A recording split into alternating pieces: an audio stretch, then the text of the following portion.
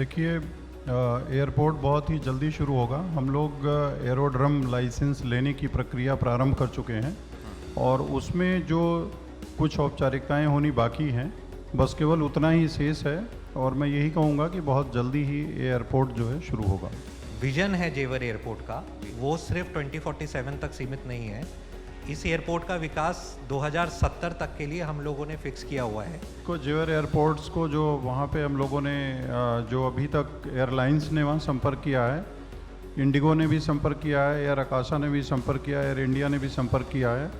तो जो major cities जो भी देश की होंगी वो जेवर एयरपोर्ट के साथ जुड़ेंगी और सभी ने इसमें अपनी रुचि दिखाई है। जितनी भी एयरलाइंस हैं, हमारी डोमेस्टिक एयरलाइंस हैं, उन्होंने रुचि दिखाई है। और जैसा कि इंटरनेशनल जो है वो डोमेस्टिक स्टार्ट होने के बाद ही शुरू होता है, तो अभी जो है डोमेस्टिक एयरलाइंस ने करीब 35 से 40 सिटीज़ के लिए अपनी अभिरुचि दिखाई है जेवर एयरपोर्ट से। इसका लॉन्ग टर्म विजन है, पहले 4 फेसेस में लगभग 7 करोड़ पैसेंजर्स तक पहुंचना और पूरा 2070 तक लगभग 22.5 करोड़ पैसेंजर्स तक पहुंचना। ये जेवर के total vision as a greenfield airport का पार्ट है।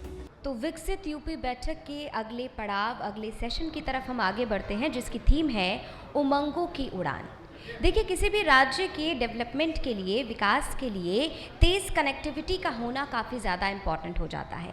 तेज़ कनेक्टिविटी कैसे विकास में अपना महत्वपूर्ण योगदान देती है, भूमिका निभाती है, जेवर एयरपोर्ट का लगातार हम यहाँ पर जिक्र कर रहे हैं। जेवर एयरपोर्ट का उत्तर प्रदेश के विकास में, विकसित उत्तर प्रदेश में क्या कुछ योगदान रहेगा, ये कैसे काम करेगा, योगी सरकार का क्या विजन है, इसे लेकर ये हम समझने की कोशिश करेंगे। और साथ ही जो एविएशन इंडस्ट्री है, जो डिपार्टमेंट है, वो किस तरीके से उत्तर प्रदेश में काम कर रहा है, ये भी जानना बेहद ज़रूरी हो जाता है। तो यहाँ पर खुद जेवर एयरपोर्ट और यमुना अथॉरिटी के सीईओ राकेश सिंह जी का हम जोरदार तालियों के साथ स्वागत करेंगे।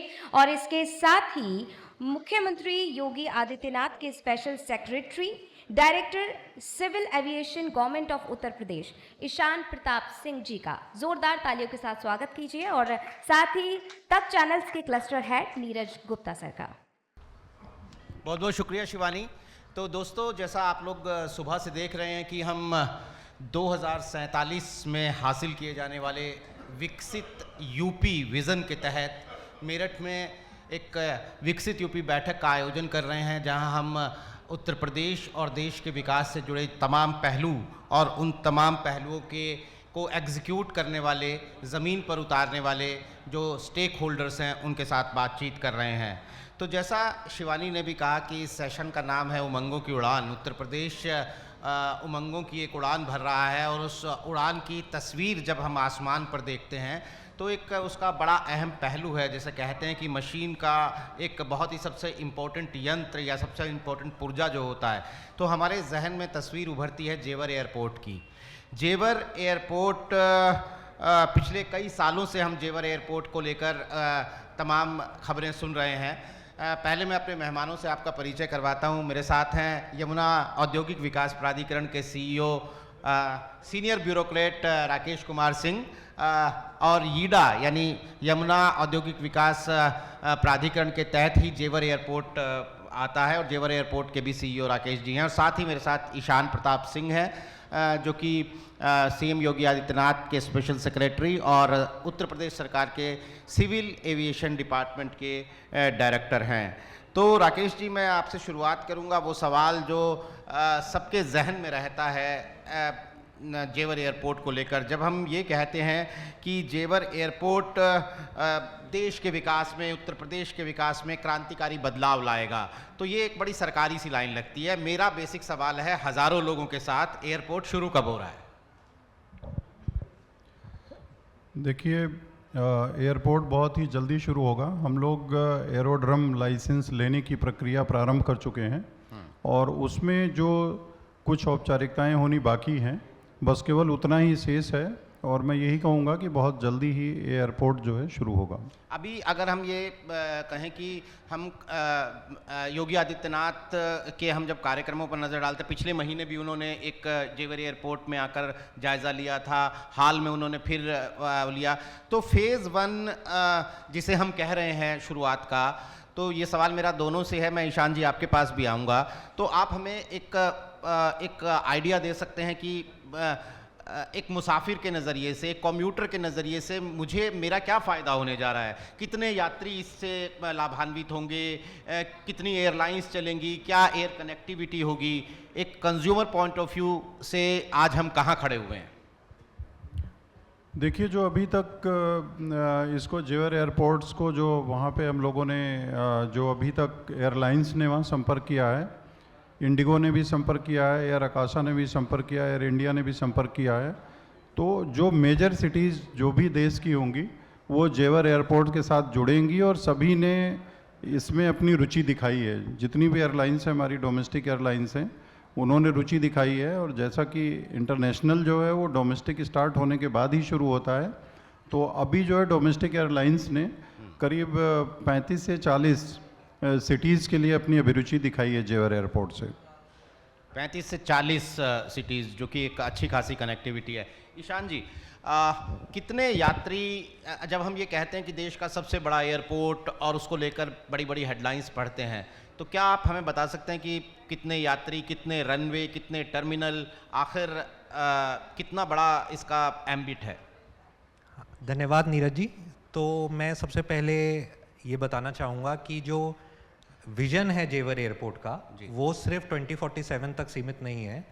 इस एयरपोर्ट का विकास 2070 तक के लिए हम लोगों ने फिक्स किया हुआ है और एयरपोर्ट का विकास 2 स्टेजेस और 8 चरणों में होना है। तो अभी हम पहले स्टेज के पहले फेज़ के लोकार्पण की तरफ मूव कर रहे हैं। अगर हम इस फेज़ की बात करें तो लगभग इसमें 1 करोड़ यात्रियों तक की क्षमता, जैसे ही हम 1 करोड़ पैक्स पर ईयर पे पहुंचेंगे, हम फेज़ 2 पे मूव कर जाएंगे, तो लगभग इसकी क्षमता 1.2 करोड़ यात्री पर ईयर की क्षमता का होगा। ये अभी ये single runway with parallel taxiway से शुरुआत करेगा। 1 करोड़ होते ही हमारे सेकेंड रनवे की प्रोसीजर्स, टर्मिनल का विकास ये चालू हो जाएगा। अभी जब डोमेस्टिक टर्मिनल की शुरुआत होगी तो ये टर्मिनल अपनी 80% कैपेसिटी पे काम शुरू कर देगा और 3 से 4 महीने के बाद जब हम इंटरनेशनल एयरपोर्ट की तरफ बढ़ेंगे तो ये टर्मिनल पूरा 100% कैपेसिटी से काम करना शुरू कर देगा। लेकिन जो इसका लॉन्ग टर्म विजन है, पहले 4 फेसेस में लगभग 7 करोड़ पैसेंजर्स तक पहुंचना और पूरा 2070 तक लगभग 22.5 करोड़ पैसेंजर्स तक पहुंचना, ये जेवर के total vision as a greenfield airport का पार्ट है। हम अगर ज्योग्राफिकली बात करते हैं तो वो कौन लोग हैं जो इससे लाभान्वित होंगे? दिल्ली एयरपोर्ट तो है ही, किसी के भी दिमाग में आता है कि नोएडा का आदमी दिल्ली एयरपोर्ट पे चला ही जाता है, या फिर पश्चिमी यूपी की हम बात करते हैं। मेरा मतलब है कि एक विशुद्ध आम आदमी के नज़रिए से वो कौन लोग हैं जिनके लिए सबसे ज़्यादा फ़ायदेमंद होगा जेवर एयरपोर्ट का शुरू होना? देखिए, मैं आपकी बात को बेसिकली 3 स्तरों पे डील करना चाहता हूँ जी। देखिए, दिल्ली और एनसीआर का जो अर्बन एग्लोमरेशन है वो वर्ल्ड के सबसे बड़े अर्बन एग्लोमरेशन में कन्वर्ट हो रहा है, हो चुका है। इतने बड़े अर्बन एग्लोमरेशन में हमें मल्टीपल एयरपोर्ट्स की ज़रूरत है। ये चीज़ बहुत टाइम से फील की जा रही थी और उत्तर प्रदेश शासन को भी अपनी इस जिम्मेदारी का एहसास था, क्योंकि हम एनसीआर के एक बहुत इंपॉर्टेंट पार्ट हैं। इस कॉन्टेक्स्ट में जैसे कि आपने कहा कि किस किन लोगों को फ़ायदा होगा, तो सबसे पहले मैं बताना चाहूँगा कनेक्टिविटी के बारे में। हम दिल्ली मुंबई एक्सप्रेसवे से जुड़ने वाले हैं, यमुना एक्सप्रेसवे से हम लोग जुड़ने वाले हैं। हमारी कनेक्टिविटी बल्लभगढ़ लिंक के माध्यम से ईस्ट वेस्ट नॉर्थ साउथ हो रही है, आरआरटीएस से जुड़ने वाले हैं, तो पूरे एनसीआर को फ़ायदा होगा। इसके अलावा यात्रियों के अलावा मैं आपको ये बताना चाहता हूँ कि कंज्यूमर के तौर पे, इंडस्ट्रियलिस्ट के तौर पे, एक लॉजिस्टिक हब के रूप में, एक जिसको कहना चाहिए लाइट हाउस के रूप में, इस पूरे एरिया के डेवलपमेंट में बहुत फ़ायदा होगा। तीसरी चीज़, जिस चीज़ पे मैं आना चाहूँगा, यहाँ के किसानों के लिए सिर्फ फेज़ 1 में ही हमने लगभग 4500 करोड़ रुपए एज अ कॉम्पनसेशन किसानों से सतत संवाद करके और उनसे वार्ता करके, एक समन्वय करके किसानों को दिए हैं। स्टेज 2 और स्टेज 3 के कॉम्पनसेशन भी लगातार दिए जा रहे हैं। तो एक इकोनॉमी के लिए भी एक किक स्टार्टर है, एक आम आदमी की इकोनॉमी के लिए भी एक किक स्टार्टर है। मैं राकेश जी इस पर आपकी भी टिप्पणी चाहूँगा, क्योंकि सीएम योगी आदित्यनाथ ने भी पिछले दिनों कहा था कि जेवर एयरपोर्ट उत्तर भारत की आर्थिक प्रगति के नए दरवाजे खोलेगा। तो जो हमारा थीम है इस बैठक का, तो ये जो विजन 2047 है, उसमें ये आर्थिक प्रगति के दरवाजे कैसे खोलेगा जेवर एयरपोर्ट? देखिए, जेवर एयरपोर्ट जो है वो यमुना औद्योगिक विकास प्राधिकरण के अंतर्गत ही विकसित होने वाला एयरपोर्ट है। ये पहली हमारी इंडस्ट्रियल अथॉरिटी है जिसके डुअर स्टेप पे एयरपोर्ट है। तो आप समझ सकते हैं कि जिस अथॉरिटी के डुअर स्टेप पे एयरपोर्ट हो और इंटरनेशनल एयरपोर्ट हो, उससे उस क्षेत्र में एक बहुत बड़ी, चाहे हर फील्ड में इंडस्ट्रियल एक्टिविटी हो, इंस्टीट्यूशनल एक्टिविटी हो, मेडिकल डिवाइस पार्क वहाँ पे बन रहा है, एमएसएमई पार्क है, टॉय पार्क है, ईएमसी हमारा इलेक्ट्रॉनिक मैन्युफैक्चरिंग क्लस्टर है, बहुत सारी ऐसी एक्टिविटीज़ जो इंडस्ट्रियल एरिया के अंदर चल रही हैं, उनमें निकट भविष्य में बहुत बड़ा बूस्ट आने वाला है। और ये एयरपोर्ट अगर आप देखें तो दिल्ली या एनसीआर को जोड़ने वाले सारे रास्तों से जुड़ रहा है। तो पूरा जो नॉर्थ इंडिया का ट्रैफिक है और नॉर्थ इंडिया की जो इकोनॉमिक एक्टिविटी है, उस पर एक बहुत बड़ा प्रभाव एयरपोर्ट डालेगा। यस जी। ईशान जी, मैं फिर ये सवाल दोनों से होगा, लेकिन पहले आपसे कि रोजगार सृजन के नज़रिए से भी ये भी बहुत सारे बयान हमने सीएम योगी आदित्यनाथ से लेके तमाम लोगों के सुने हैं कि ये युवाओं को आत्मनिर्भरता की नई उड़ान प्रदान करेगा जेवर एयरपोर्ट। फिर मेरा वही कहना है कि जब हम पढ़ते हैं तो इससे कोई पिक्चर नहीं मिलता है हमें। तो आप हमें कोई इस मंच से कोई आइडिया दे सकते हैं कि कितने रोजगार इससे प्रत्यक्ष अप्रत्यक्ष रूप से सृजित होंगे उत्तर प्रदेश या उत्तर भारत के नौजवानों को रोजगार के नज़रिए से इस एयरपोर्ट को कैसे देखना चाहिए? नीरज जी, मैं पहले एक बस लाइन आपके पिछले सवाल के कॉन्टेक्स्ट में बोल दूं। अगर Delhi as an urban agglomeration में सिविल एविएशन सेक्टर की कितनी डिमांड है, अगर इसको आपको एक्सेस करना है प्योर प्रैक्टिकल पर्सपेक्टिव से, तो आप हिंडन एयरपोर्ट को देखें। हिंडन एयरपोर्ट के डेवलपमेंट पे भारत सरकार के ऑफकोर्स बहुत सहयोग से फोकस हुआ इस जनवरी से लगभग, और ईयर टू ईयर वो लगभग 10 गुना की स्पीड से ग्रो कर रहा है। तो आप देखिए कि गाजियाबाद हुआ या नोएडा, ग्रेटर नोएडा हुआ, तो एक नो फ्रिल एयरपोर्ट जिसकी, क्योंकि वो वायुसेना का एयरपोर्ट है तो उसकी अपनी एक लिमिटेशन है, कितनी डिमांड है। आपके रोजगार के पर्सपेक्टिव पे मैं आता हूँ, तो ये एक इंटरनेशनल एक्सपीरियंस है कि जो सिविल एविएशन सेक्टर है या एयरपोर्ट के डेवलपमेंट का जो मल्टीप्लिकेशन फैक्टर होता है ₹1 इन्वेस्ट करने का, वो एवरेज 1.6 होता है। लेकिन यहाँ की इंडिया की ग्रोथ स्टोरी प्लस जेवर का ग्रीनफील्ड होना इससे बहुत ज़्यादा होगा। नंबर्स की बात करें तो हमारा असेसमेंट है कि फेज़ 1 में ही प्रत्यक्ष रूप से, मैं ये बात कर रहा हूँ प्रत्यक्ष रूप से, हॉस्पिटैलिटी, इन सब सारे सेक्टर्स को मिला के लगभग 1 लाख लोगों को हम रोजगार का सृजन कर पाएंगे। और 2043 तक हम लोगों का ये विजन है कि उस पूरे एरिया के डेवलपमेंट के कारण लगभग 60 लाख रोजगार का सृजन हो पाएगा। तो 2043 तक 60 लाख रोजगार का सृजन होगा। और फिर जब आपने कहा कि प्रगति का जो स्पीड है वो मल्टीफोल्ड होता है, हिंडन से अगर हम एग्जाम्पल लेते हैं तो ये आंकड़ा और भी ज़्यादा हो सकता है। और जो हमारा इसको लेकर के जो निवेश होगा जी यमुना औद्योगिक प्राधिकरण में, उसमें लगभग जो है वो 4 लाख के आसपास रोजगार प्रत्यक्ष और अप्रत्यक्ष रूप से इसमें जो है सृजित होने की संभावना जताई गई है। साथ ही अगर आप देखें तो इसके विकसित होने से जो आसपास के जो मथुरा है, अलीगढ़ है, हाथरस है और आसपास का जो एरिया है, उससे जो है एग्रीकल्चर फार्मिंग में भी एक नया मोड़ आएगा और उसको लेकर के भी बहुत सारा रोजगार सृजन जो है एग्रीकल्चर के क्षेत्र में भी होगा, इंडस्ट्री के अलावा।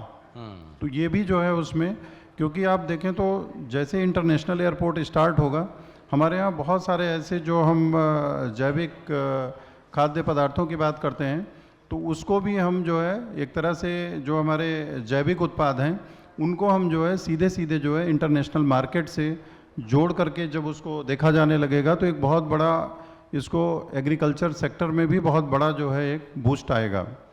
एग्रीकल्चर सेक्टर में भी बहुत बड़ा बूस्ट आएगा। एक और आम आदमी का सवाल है सर कि वो एक किसी ज़माने में सरकार की तरफ से चप्पल वाला चॉपर में सफ़र करेगा, ये एक विज़न दिया गया था। बहुत सारे लोग ये भी बोलते हैं कि दिल्ली एयरपोर्ट तो यार चलो वो तो दिल्ली में है, गुड़गांव के बगल में है, फरीदाबाद के बगल में है, पंजाब से लोग आते हैं। ये जो पश्चिमी उत्तर भारत का जो जियो इकोनॉमिक सिनारियो है और जिन इलाकों को इससे जोड़ने की बात प्राइमा फेसाई की जा रही है, आपको लगता है कि आम आदमी जो इन इलाकों में रहता है उसकी अफोर्डेबिलिटी होगी, वो इस एयरपोर्ट का वो फ़ायदा उठा पाएगा जो हम देख रहे हैं? निश्चित रूप से उठा पाएगा। अभी ईशान जी बता रहे थे, आप देखिए हिंडन एयरपोर्ट से जो भी फ़्लाइट्स चलती हैं या हिंडन एयरपोर्ट से अयोध्या के लिए फ़्लाइट चल रही है, बनारस के लिए फ़्लाइट चल रही है और भी डिफरेंट सिटीज़ के लिए फ़्लाइट्स चल रही हैं, अगर आप उनका एवरेज किराया अगर आप देखें, 15 दिन पहले अगर आप कोई टिकट लेते हैं तो आपको 2289 मतलब 2299 रुपये से आपको टिकट मिलना स्टार्ट होता है। आई थिंक जो हमारा वंदे भारत ट्रेन है, अगर आप उसका एग्जीक्यूटिव क्लास का टिकट देखें तो वो भी 3000 है। तो आप निश्चित रूप से जो आप बोल रहे हैं कि चप्पल वाला भी हवाई जहाज़ से सफ़र कर रहा है, आज आप एयरपोर्ट पे खड़े होके जाके हिंडन एयरपोर्ट पे देखिए और बहुत सारे सभी एयरपोर्ट्स पे आप देखिए, अगर काफ़ी पहले से लोग टिकट कराए हुए हैं तो आपको वहाँ पे दिख जाएगा कि किस तरह के लोग जो है उस पर सफ़र कर रहे हैं। तो निश्चित रूप से माननीय प्रधानमंत्री जी का और उनके प्रेरणा से माननीय मुख्यमंत्री जी के मार्गदर्शन में ये जो उत्तर प्रदेश सरकार का एयरपोर्ट जो जेवर एयरपोर्ट है, ये इसकी एक ये भी खासियत है कि ये प्रदेश सरकार द्वारा बनाया जाने वाला सबसे बड़ा एयरपोर्ट है। तो ये जो है जो आगे इसके माध्यम से जो सपना साकार होने जा रहा है उसमें निश्चित रूप से इसका फ़ायदा एक आम आदमी को भी मिलेगा।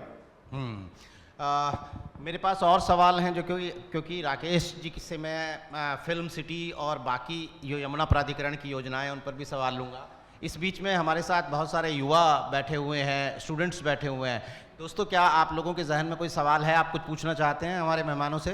जी बताइए, अपना नाम बताइए और अपना सवाल पूछिए। मेरा नाम देवांश सक्सेना है, मैं बीजेएमसी का छात्र हूँ। मेरा सबसे पहला सवाल आपसे ये है कि जो जेवर एयरपोर्ट है उससे दिल्ली का लोड कितना कम होगा, और दूसरा सवाल ये है कि जो जेवर एयरपोर्ट है उससे यूपी की जो इकोनॉमिक है उस पर क्या इम्पैक्ट पड़ेगा? देखिए, दिल्ली का कितना लोड कम होगा ये चीज़ तो मेरा ये मानना है। देखिए, जब हम इस सेंस में बात करते हैं, जब आप ऐसे कहते हैं कि दिल्ली का कितना लोड कम होगा, तो हम ये मानते हैं कि जो पाई का साइज़ है वो कांस्टेंट है। ऐसा नहीं है, अभी भी बहुत लोग हैं जो कि एयर ट्रैवल करना चाहते हैं लेकिन कई कारणों से नहीं कर पा रहे हैं। तो यहाँ पे ग्रोथ का पोटेंशियल बहुत है। जैसे मैं आपको एक एग्जांपल देता हूँ, जैसे अभी हमने हिंडन की बात की, हिंडन खुद एक ही साल में ऑलमोस्ट 10 गुना हो गया। लेकिन ऐसा नहीं है कि दिल्ली एयरपोर्ट की डी ग्रोथ हुई, वो भी अपना 5-6%, 6%, 7% से ग्रो कर रहा है और अपनी एपेक्स कैपेसिटी पे है। तो जैसे हम लोगों की एयरलाइन से भी बात होती है तो सब लोग बहुत एक्साइटेड हैं, क्योंकि जल्दी अगले साल 1-2 साल में हमारे पास बहुत ज़्यादा एरोप्लेन्स भी आने वाले हैं, कनेक्टिविटी भी बढ़ रही है, एयरपोर्ट्स का भी डेवलपमेंट हो रहा है, तो नए रूट्स भी निकल के आने वाले हैं। तो मैं इसको इस टर्म्स में नहीं देखता कि क्या दिल्ली एयरपोर्ट से हमारे पास ट्रैफिक डाइवर्ट होगा।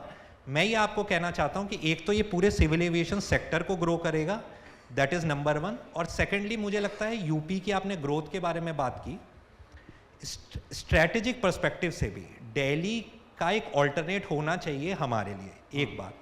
दूसरी बात, आपने ग्रोथ की बात की तो देखिए, इसको क्वांटिफाई कर पाना एग्जैक्ट टर्म्स में बहुत मुश्किल है, लेकिन ये बिल्कुल फैक्ट बात है कि आप अगर 1 रुपया आज एयरपोर्ट में इन्वेस्ट करते हैं तो जेवर जैसे ग्रीनफील्ड एयरपोर्ट में आप मिनिमम 2.5 गुना का रिटर्न एक्सपेक्ट करें।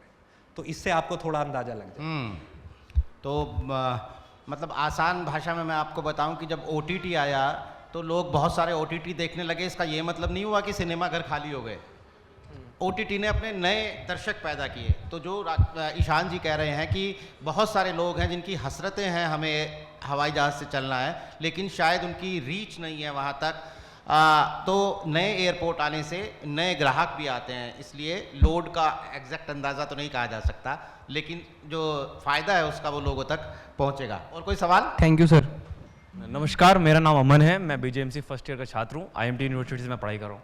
मेरा ये क्वेश्चन है, अगर जैसे कि जेवर एयरपोर्ट बन रहा है उसमें लोग रोजगार के लिए भी आएंगे, तो किस पोर्टल में वो अपना सर्च करें कि वो जॉब अप्लाई कर सकें या अदर वैकेंसी जो भी निकलती है? मेरा ये क्वेश्चन है। niairport.in niairport.in साइट है, उस पर जा करके आप देख सकते हैं, उस पर जो भी वैकेंसीज वगैरह रहती हैं उस पर पब्लिश होती हैं। और सर एक और सवाल है, एयरपोर्ट, ये जेवर एयरपोर्ट मेरठ के लिए कितना हेल्पफुल हो सकता है इंडस्ट्री ग्रोथ के लिए? देखिए, जेवर एयरपोर्ट जो है वो इंडस्ट्रियल एरिया के अंदर ही, मैं कह रहा हूँ कि वो बिल्कुल इंडस्ट्रियल एरिया के डोर स्टेप पे है। तो नेचुरली वो नोएडा की जो इंडस्ट्री है, ग्रेटर नोएडा की इंडस्ट्री है और प्लस जो ईडा की इंडस्ट्री है, उसके लिए तो बहुत ही ज़्यादा हेल्पफुल है। सोचो आप, पहली इंडस्ट्रियल अथॉरिटी है पूरे देश की जिसके डोर स्टेप पे एयरपोर्ट है, तो निश्चित रूप से औद्योगिक विकास को इससे बहुत ज़्यादा गति मिलेगी। Thank you sir. मैं इससे थोड़ा और सवाल को अपने आगे ले जाता हूं कि चूंकि मैंने जैसा शुरुआत में कहा कि राकेश जी यमुना औद्योगिक विकास प्राधिकरण के सीईओ हैं, तो एक यमुना औद्योगिक विकास प्राधिकरण में हम बहुत सालों से एक फिल्म सिटी का जिक्र सुन रहे हैं कि नोएडा के आसपास कोई फिल्म सिटी बनने वाला है जो गोरेगांव फिल्म सिटी से भी बड़ा होगा, देश का सबसे बड़ा फिल्म सिटी होगा। कुल मिलाकर यहाँ उत्तर प्रदेश के इस इलाके में फिल्में बनेंगी, शाहरुख खान आएगा, आमिर खान आएगा। तो सर ये फिल्म सिटी का प्रोजेक्ट कहाँ खड़ा हुआ है? देखिए, इसके लिए जो लैंड प्रोक्योरमेंट की कार्रवाई है वो कंप्लीट कर ली गई है। 230 एकड़ लैंड इसके लिए पूरी तरह प्रोक्योर हो गई। साथ ही इसको टेंडर के माध्यम से अवार्ड भी किया जा चुका है। वेवे भूटानी करके कंपनी है जो इसको बना रही है और जल्दी ही इसका निर्माण कार्य प्रारंभ होगा। इसमें हम लोगों का ये था कि पहले हमारी कोर एक्टिविटी जो है वो स्टार्ट हो। Core activity means core activity से रिलेटेड जो स्टूडियोज़ वगैरह हैं, ये सारी एक्टिविटी पहले स्टार्ट हो। तो उसको लेकर के इस पे विचार मंथन चल रहा है और जो आवश्यक औपचारिकताएं हैं वो पूरी की जा रही हैं और बहुत शीघ्र ही इसका भी इनॉग्रेशन जो है वो किया जाएगा। ईशान जी, चूँकि आप सिविल एविएशन डिपार्टमेंट के डायरेक्टर हैं उत्तर प्रदेश सरकार में, जेवर से बाहर भी अगर मैं आपसे बात करूं कि सिविल एविएशन के क्षेत्र में उत्तर प्रदेश क्या इसी तरीके से और बी सिटीज़ में लोगों तक अपनी रीच बढ़ा रहा है? वही बात जो बार बार हम कह रहे हैं कि हवाई जहाज़ में उड़ने का सपना आम आदमी का, वो कितना आम होगा आने वाले दिनों में उत्तर प्रदेश में? जैसा कि आप जानते ही हैं नीरज जी कि उत्तर प्रदेश इस समय जो है कंट्री का सबसे ज़्यादा एयरपोर्ट्स वाला राज्य है। 16 एयरपोर्ट्स हैं जिसमें से 5 जेवर को मिला के हमारे इंटरनेशनल एयरपोर्ट हैं। और बेसिकली जो यूपी की ग्रोथ है year on year civil aviation sector में, चाहे वो कार्गो हो चाहे वो परपैक्स ग्रोथ हो, वो लगभग कंट्री के एवरेज का 4 से 5 गुना है। क्योंकि यहाँ पे डिमांड भी बहुत है और एक स्कोप भी था क्योंकि बेस इफेक्ट कम था। तो हम लोग उस चीज़ में लगे हुए हैं लगातार।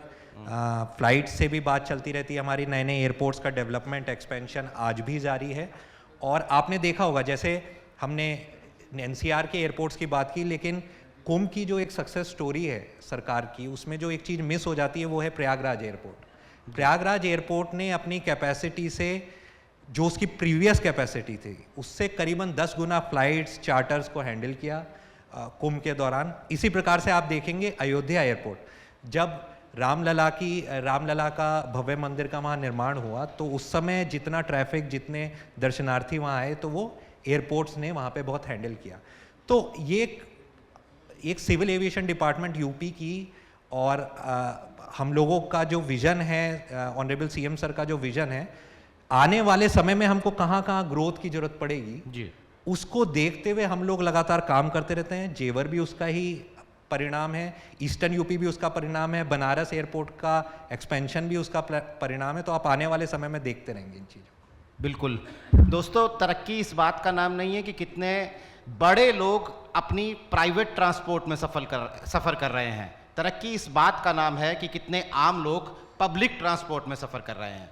तो इस नज़रिए से उमंगों की ये उड़ान और जेवर एयरपोर्ट जो इसका बड़ा अहम हिस्सा है, उसके तमाम पहलुओं पर हमने बात की।